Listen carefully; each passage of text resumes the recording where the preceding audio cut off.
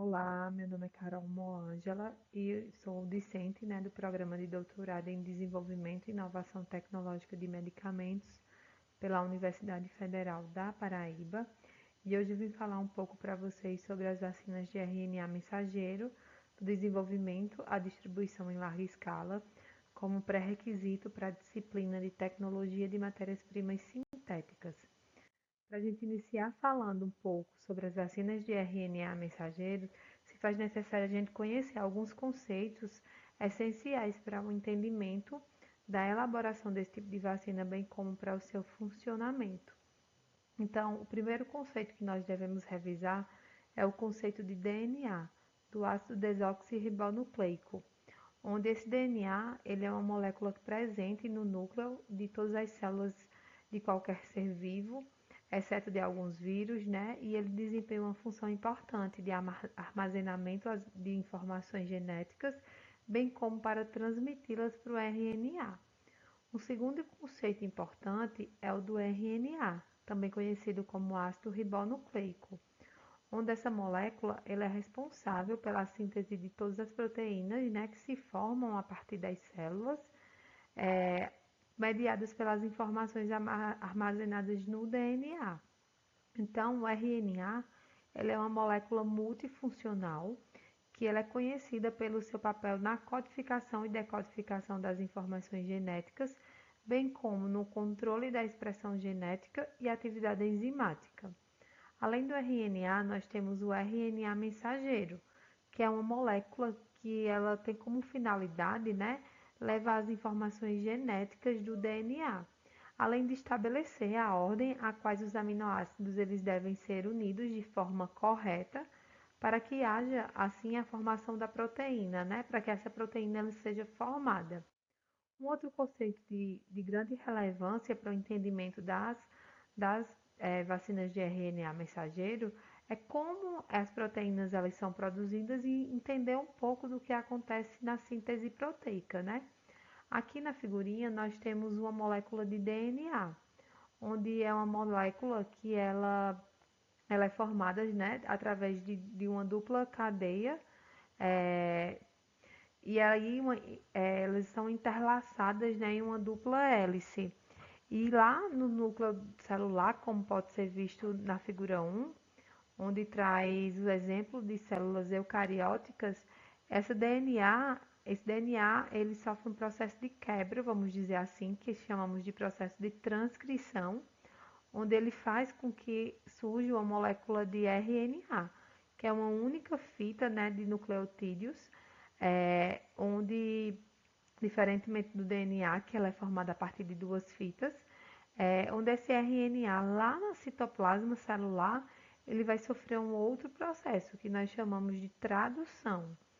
onde durante esse processo de tradução, esse RNA vai fazer com que os aminoácidos eles se juntam, se unem e assim formem, as proteínas. Um outro conceito de bastante relevância para a temática atual é o conceito de vacinas, o que a literatura traz, como definição e como conceito. Bertens e colaboradores 2022 cita que as vacinas elas são preparações que, quando administradas a um animal, elas buscam induzir uma resposta do sistema imunológico que são capazes de conferir uma resistência, que nesse caso seria uma imunidade, a uma doença que geralmente essa doença ela pode ser infecciosa ou tumoral. Já Calil e colaboradores de 2023, ele traz como definição que as vacinas elas são substâncias biológicas que, ao serem administradas, elas estimulam esse sistema imunológico ou imunitário e, a partir disso, são produzidos assim anticorpos contra as doenças infecciosas, buscando assim proteger o organismo contra alguma infecção futura. Diversos estudos com vacinas eles já têm sido realizados ao longo do tempo. Entretanto, algumas limitações em termos de segurança, estabilidade térmica, acessibilidade econômica, elas ainda são encontradas, bem como também algumas limitações quanto à indução dessa resposta imunológica de forma completa. visto que as vacinas atuais elas não conseguem ainda conferir uma imunidade duradoura àquele organismo. No Brasil, né, o Ministério da Saúde, ele traz quatro tipos principais de vacinas, né, que são utilizadas na Política Nacional de Imunização para garantir, né, essa imunização para toda a população. E aí nós temos como a primeira classe dessa tipo de vacinas as vacinas atenuadas ou inativadas, que são vacinas que são produzidas através de versões geneticamente enfraquecidas ou inativas do vírus, né?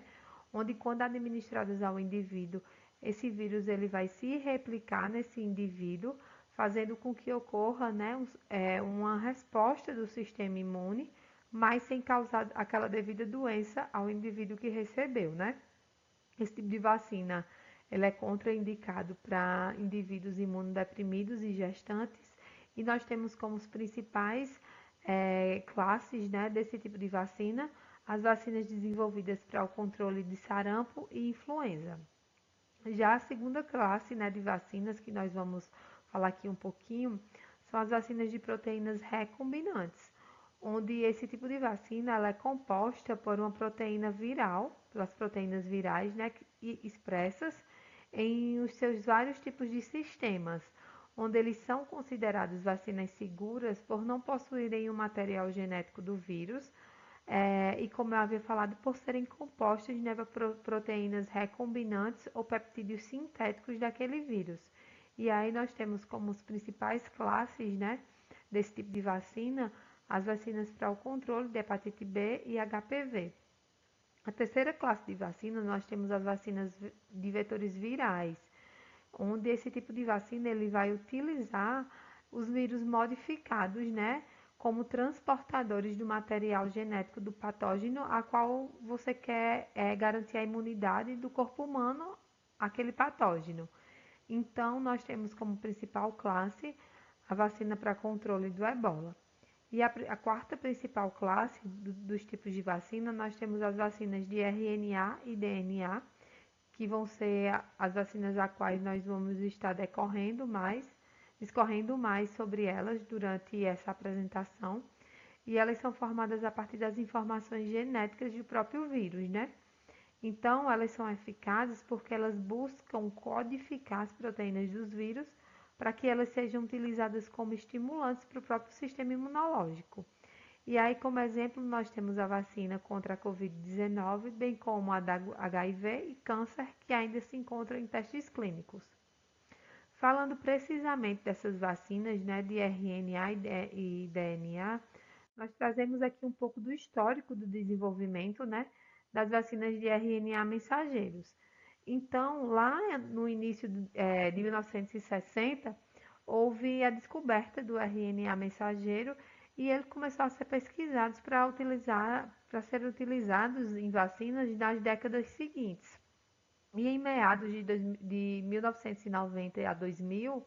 esse uso do RNA mensageiro ele se tornou promissor, né, nesses experimentos para o desenvolvimento de vacina, onde durante esse período buscou-se produzir vacinas contra doenças virais, como por exemplo, né, a influenza, o ebola, a síndrome respiratória grave, além de terapias contra o câncer mesmo, sendo o ápice, né, da utilização desse tipo de vacina e sua aplicação em larga escala durante a pandemia do Covid-19. E aí também é importante salientar que nas últimas décadas as vacinas com RNA mensageiro elas se tornaram alternativas promissoras em relação às vacinas convencionais, considerando que esse tipo de vacina, como nós vamos ver lá na frente, elas são consideradas como vacinas seguras e que desencadeiam uma resposta celular e humoral naquele indivíduo. Silva e Pontes, no seu estudo em 2024, eles trazem os marcos de desenvolvimento dos estudos, né, que envolve a utilização de RNA mensageiro. Então, nós podemos observar que em meados de 1961, é,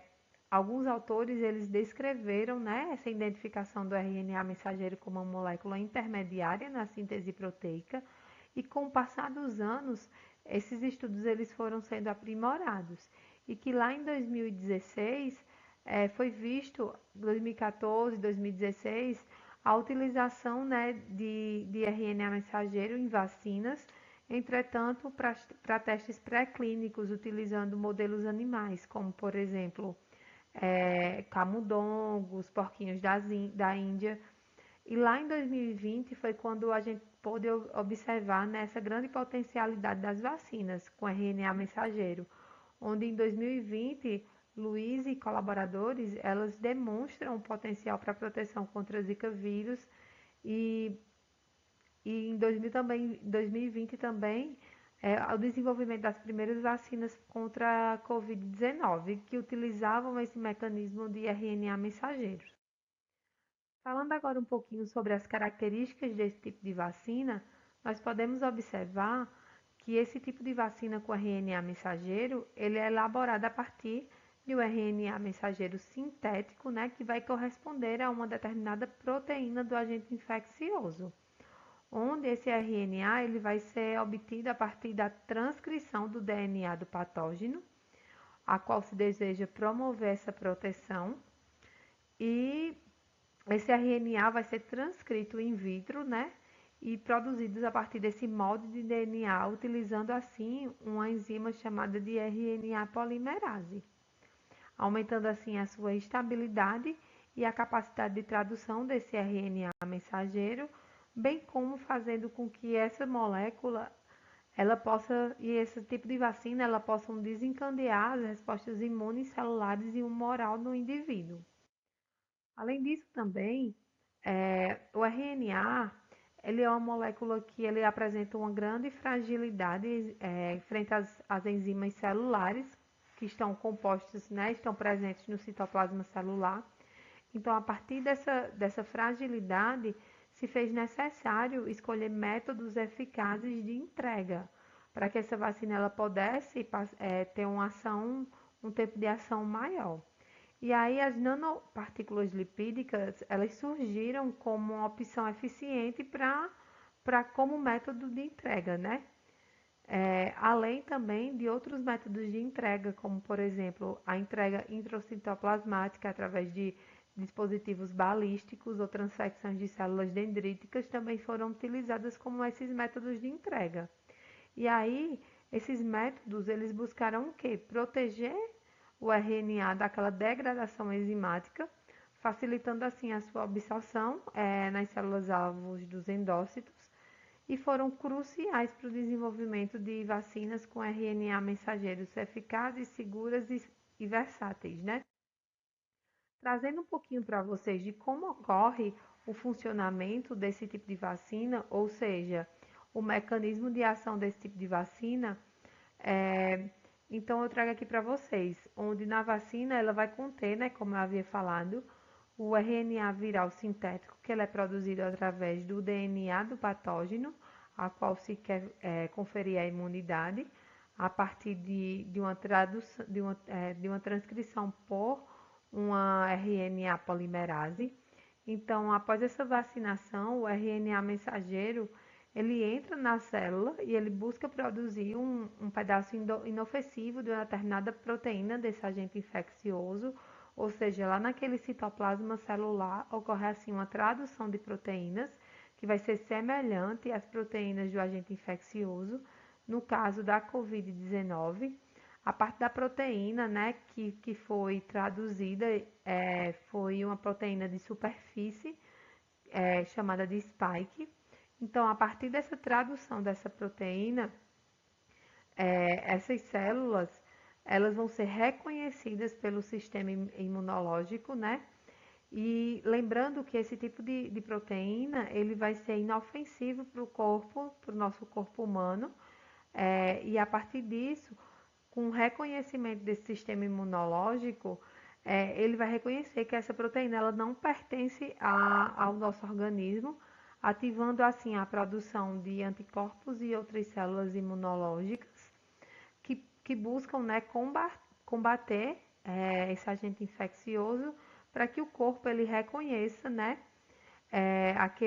aquele pedaço de proteína como uma infecção. E dessa forma, gerando assim uma resposta imunológica que serve, que a partir disso o corpo ele vai aprender, né? O nosso sistema imunológico ele vai aprender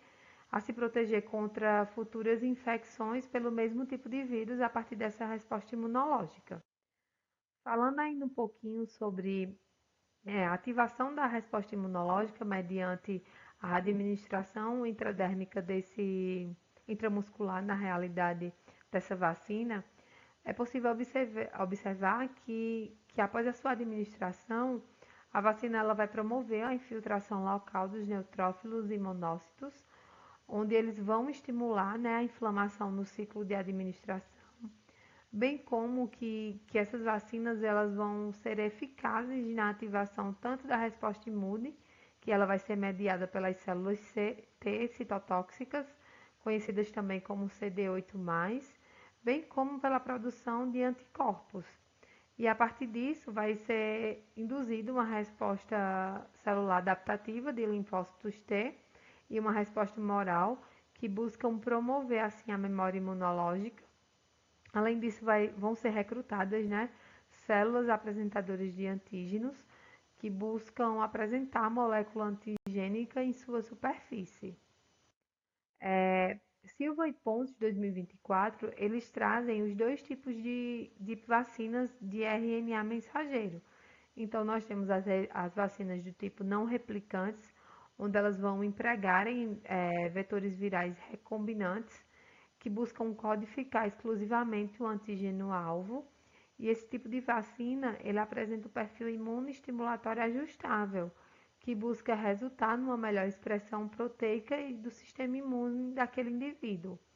Nós também temos como outra classe, né, de vacinas de RNA mensageiro, as vacinas autorreplicantes, onde elas utilizam uma replicase viral para aumentar a expressão do antígeno e buscam produzir, né, um RNA de maior comprimento devido a essa região que é adicionada e que codifica as proteínas virais não estruturais. Falando ainda um pouco sobre as vantagens que esse tipo de vacina ela apresenta em comparação às demais vacinas convencionais, nós temos como a principal dela uma rapidez na produção, visto que as vacinas de RNA mensageiro elas são produzidas de forma rápida e sintética, onde elas vão usar somente o código genético do patógeno. Então, diferentemente das vacinas convencionais, os processos de desenvolvimento e aplicação podem levar anos a serem realizados devido às mudanças genéticas necessárias para produzirem uma inativação ou enfraquecimento do vírus, né? As vacinas de RNA mensageiro elas são produzidas de forma rápida e sintética, buscando utilizar apenas esse código genético do patógeno de maneira sintética, né? Outro ponto crucial a ser levado em consideração é a sua flexibilidade. Também levando em conta que nós utilizamos um RNA mensageiro sintético, essa vacina ela pode ser extremamente flexível, né? Sendo alterada rapidamente para poder agir contra diversas variantes mais potentes dos vírus a quais nós queremos ter imunidade. Um outro ponto também, que é uma vantagem apresentada, é uma padronização. Então, como o RNA mensageiro ele é elaborado em laboratório, ele vai garantir assim uma padronização na produção em grande escala, o que é bastante útil em prováveis novos grandes surtos epidêmicos ou endêmicos mesmo. E aí também nós temos uma maior segurança e eficácia, né, desse tipo de vacina, visto que já foram aprovadas em todo o mundo e seu uso na população ainda produz uma resposta imunológica rápida e eficaz. Mediante a todas essas vantagens, também é importante lembrar que ainda existem alguns desafios a serem relacionados tanto ao armazenamento, estabilidade e reações adversas, bem como algumas variações de respostas imunológicas que ainda precisam ser estudados. Falando ainda um pouquinho sobre a segurança desse tipo de vacina, muito se foi também falado sobre em redes sociais e em alguns jornais sobre a capacidade desse tipo de vacina fazer uma alteração genética naquelas células a quais o indivíduo fosse acometido após a administração dessa vacina. E aí, trazendo novamente um pouco para vocês sobre a cascata da síntese de proteínas, eu lembro a vocês que nós administramos um RNA mensageiro. E esse RNA mensageiro, devido às suas características até moleculares, ele não consegue ir lá no núcleo da célula e fazer com que ocorra uma transcrição reversa, ou seja, que esse RNA ele possa alterar e possa se transformar em um DNA, uma vez que não existe transcrição reversa desse tipo de molécula. Então, nós vemos que é um mito, né, que esse tipo de vacina ele consegue fazer essa alteração genética no material genético celular. Quanto aos efeitos colaterais que essa vacina ela pode produzir, nós temos uns efeitos leves a moderados, né? Sendo os principais dele dor no local da infecção, fadiga e dores de cabeça. Já como os efeitos adversos, nós temos alguns efeitos adversos raros que foram observados, né, na literatura, como por exemplo casos de choque anafiláticos, miocardite, pericardite, que podem estar relacionados a respostas inflamatórias induzidas pelas vacinas. E também aí eu destaco que por mais que nós tivéssemos esses efeitos adversos, né,